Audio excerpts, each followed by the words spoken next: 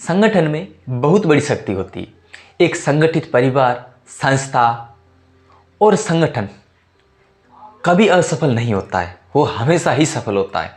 और उनके मध्य जो आपसी वात्सल्य है, प्रेम है, स्नेह और आपसी जो सहयोग की भावना है, वो हमेशा ही उन्हें प्रगति पर लेके जाती है, कभी असफल नहीं होने देती है।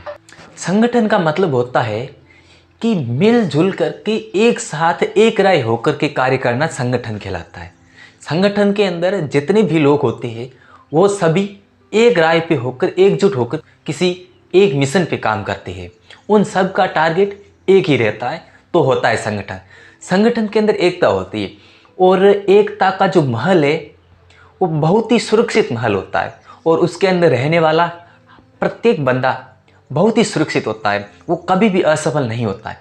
क्योंकि एक बंदा अगर कमज़ोर पड़ जाए तो दूसरा उसको सपोर्ट करके आगे लेके जाएगा, लेकिन कभी असफल नहीं होने देगा। कभी आपने अंगीठी में जलते हुए कोयलों को देखा ही होगा, वहाँ पे हर एक कोयला जलता है तभी अंगीठी इतनी तेजस्वी होती है। वहाँ पे अगर एक कोयले को बाहर निकाला जाए तो वहाँ पे कोयले का क्या हासर होगा वो आप भी जानते हैं। क्योंकि वहाँ पे अगर एक कोयले को बाहर निकालेंगे तो वह बिल्कुल जल के राख हो जाएगा, लेकिन जब वहाँ पे सभी कोयलों के साथ में है तो बहुत ही तेजस्वी है। इसलिए संगठन में बहुत शक्ति होती है। यह एग्जाम्पल हमारे ऊपर भी शूट होता है, क्योंकि अगर किसी इंसान के अंदर बहुत ज़्यादा नॉलेज है, बहुत माइंड है, हर काम के लिए क्रिएटिव है, लेकिन वह संगठन के साथ नहीं जुड़ा हुआ है और उनके साथ लोग, अन्य लोग नहीं है जो उनका सपोर्ट करने वाले हैं और संगठित लोग नहीं है, तो वह अकेला बंदा कुछ नहीं कर पाता है। तो इसलिए कहा जाता है कि अकेला चना भार फोड़ नहीं सकता।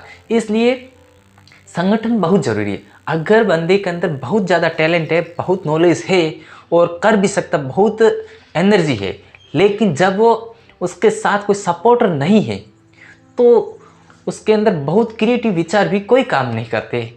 क्योंकि अगर सपोर्टर होंगे और संगठित लोग होंगे ना तो सफलता बहुत जल्दी प्राप्त हो जाती है। इसलिए संगठन में बहुत शक्ति होती है।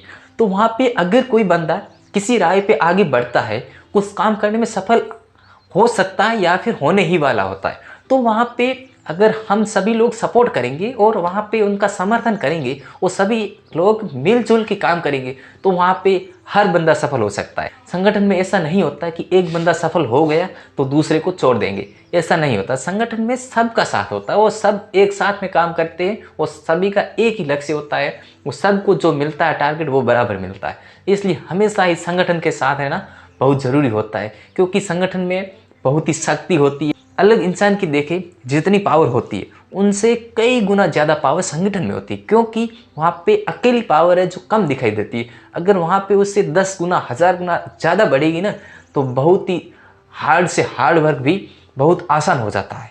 इसलिए हमेशा संगठन के साथ काम करना चाहिए। वहाँ पे संगठन का मतलब यह नहीं है कि कोई NGO हो गया, कोई संस्था हो गई, यह नहीं है।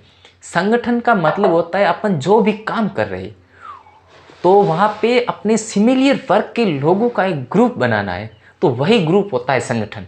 उस ग्रुप के अंदर जितने भी लोग हैं वो सभी लोग जो सपोर्ट मांग रहा है उनको सपोर्ट करेंगे, सभी लोग एक साथ मिल करके काम करेंगे तो वहाँ पे सफल हो सकते हैं।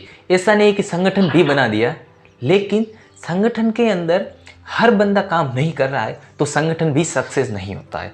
तो संगठन के अंदर हर बंदे को काम करना है तो संगठन में बहुत शक्ति होती है। इसलिए हमेशा संगठित रहो, संगठन में बने रहो।